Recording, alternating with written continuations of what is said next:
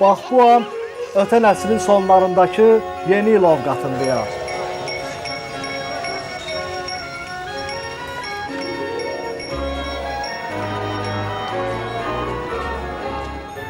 Media arxeologiya təlimində qeyd olunur ki, filmi izləyərkən haqqında bəhs elədiyi dövrün ovqatını yaşamaq mümkündür.